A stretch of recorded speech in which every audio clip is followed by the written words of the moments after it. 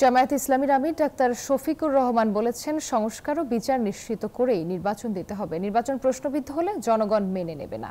শনিবার লালমনিরহাটের কালেক্টরেট মাঠে আয়োজিত জনসভায় তিনি এসব কথা বলেন। জামায়াত আমির বলেন, রাজনৈতিক দলগুলো আন্তরিকতার সঙ্গে সংস্কারের সহযোগিতা করলে দ্রুত নির্বাচনের পরিবেশ তৈরি হবে। সংস্কার না হলে জনগণের প্রত্যাশাও পূরণ হবে না, তার দায় রাজনৈতিক দলগুলোকেই নিতে হবে। এখনো বাংলাদেশ চাঁদাবাজের তাণ্ডবে তারা বান্ডেল থাকলে প্রতি সেনমানিতে টাকা বাঁচবে। বিকাশ সেনমানি বান্ডেল কিনে জিতুন প্রতি লেনদেনে।